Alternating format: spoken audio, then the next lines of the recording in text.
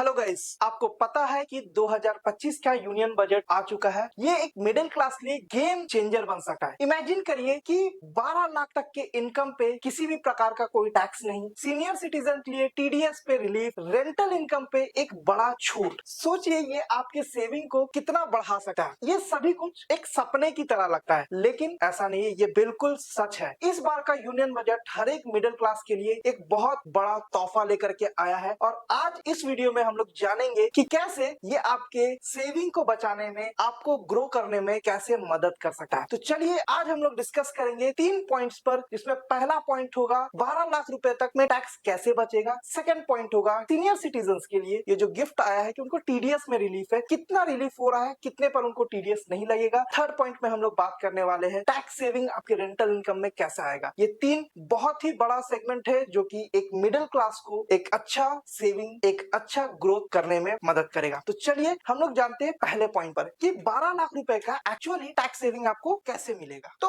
अभी तक का जो टैक्स स्लैब है वो कैसा है, इसको समझिए। 0 से 4 लाख रुपए तक जिनका भी इनकम है, इसमें किसी प्रकार का कोई टैक्स नहीं, यानी 0 टैक्स वो पे कर रहे हैं। 4 लाख रुपए से 8 लाख रुपए तक जिनका इनकम है, उनको 5% का इनकम टैक्स लग रहा है। 8 से 12 लाख रुपए तक में 10%, 12 से 16 लाख में 15%, 16 से 20 लाख तक में 20%, 20 से 24 में 25% और 24 लाख रुपए से ऊपर जिनका इनकम है उनको 30%। अब ये जो कंडीशन आ रहा है कि 12 लाख रुपए तक में क्या छूट, यहाँ तो फिर वापस वही आ गए कि 4 लाख रुपए से जिनका इनकम ज्यादा है उनको 5% लगा। अब इस कैच को आप थोड़ा समझिएगा। मान लेते हैं कि एग्जांपल लीजिए, आप मेरे बारे में समझ लीजिए कि मैं अगर 12 लाख रुपए अर्न कर रहा हूँ साल का, तो आप इस चीज को समझिएगा कि कैसे हमें टैक्स रिबेट मिल रहा है। तो यहाँ पर देखिए 4 से 8 लाख रुपए में अपने को 5% का टैक्स स्लैब में आ रहे हैं, तो कितना लग रहा है अपने को? 20,000 रुपए का टैक्स हमारा कैलकुलेट हुआ। अब 8 से 12 लाख, 8 से 12 लाख रुपए तक का जो हमारा इनकम है, यानी कि वो जो 4 लाख रुपए का इनकम है, इसमें हमें 10% लगा। तो 10% के अनुसार हमारा टोटल इनकम कितना हो गया? इनकम टैक्स में आ जाएगा 40,000। टोटल हमारा इनकम टैक्स कितना लगा? तो वो हो जाएगा 60,000। अब इस चीज को समझिएगा कि ये 60,000 रुपए पे आपको जो सैलरीड पर्सन है, जिनको सैलरी वेतन मिलती है, उनको रिबेट है। कितने अमाउंट का रिबेट है? 60,000 रुपीज का रिबेट है। तब जा करके आपका ये इनकम टैक्स 0 हो पा रहा है। इसके साथ एक और पॉइंट है, उसको भी समझना होगा। इसके साथ आपको स्टैंडर्ड डिडक्शन भी मिलता है। स्टैंडर्ड डिडक्शन कितना अमाउंट का मिल रहा है? स्टैंडर्ड डिडक्शन आपको मिल रहा है 75,000 रुपीज का।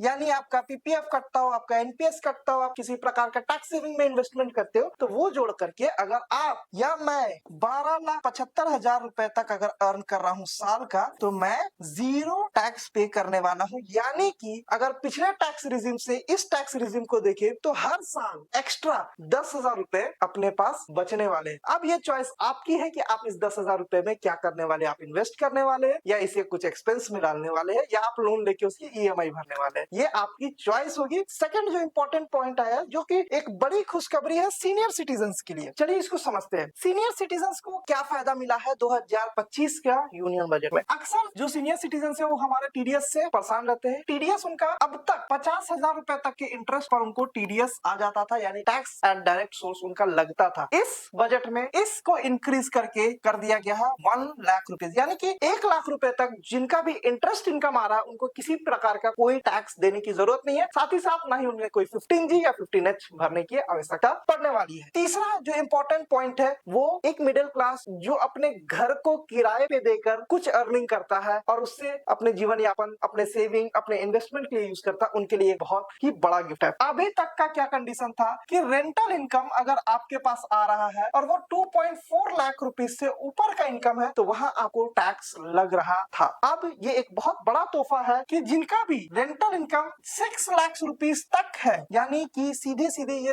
डबल से भी ज्यादा बेनिफिट आपको मिला है कि अगर आप रेसिडेंशियल प्रॉपर्टी पे, ध्यान दीजिएगा, रेसिडेंशियल प्रॉपर्टी में, कमर्शियल प्रॉपर्टीज की बात नहीं कर रहा हूँ। रेसिडेंशियल प्रॉपर्टी में अगर आपका इनकम है और वो 6 लाख रुपए तक आप रेंटल इनकम अर्न कर रहे हैं, तो वहां पर किसी भी प्रकार का कोई टैक्स नहीं है, नील टैक्स आप भर रहे हैं, 0 टैक्स। तो इस चीज को बहुत बड़ा गिफ्ट के तौर पे दिया गया है, जो भी किराए पे घर दे करके अपने इनकम को जनरेट कर रहे हैं। एक इंपॉर्टेंट पॉइंट जो छूट रहा है हम लोगों से, कि ये जो 12 लाख रुपए का जो टैक्स है, छूट मिला है, यहाँ पर एक गैप आ सकता है, एक कंफ्यूजन क्रिएट हो सकता है कि ये कौन सा इनकम। इसको समझिएगा कि ये सैलरीड इनकम के लिए है। अगर आपका किसी भी प्रकार का कैपिटल गेन हो रहा है, यानी कि आपने आपने शेयर मार्केट से पैसे कमाए, या आप म्यूचुअल फंड से पैसे अर्न कर रहे हैं, या आप किसी प्रकार का प्रॉपर्टी से इनकम अर्न कर रहे हैं और आपको शॉर्ट टर्म या long term capital gain tax आ रहा है, यानी कि STCG यानी short term capital gain tax, या LTCG आ रहा है long term capital gain tax, तो वो इस टैक्स के अनुसार कैलकुलेट होगा। मैं इसे छोटे से एक्सप्लेन कर देता हूँ कि अगर 12 लाख रुपए का आपका इनकम है और वो short term capital gain tax से आता है, तो यहाँ पर आप 20% के टैक्स स्लैब पे आएंगे,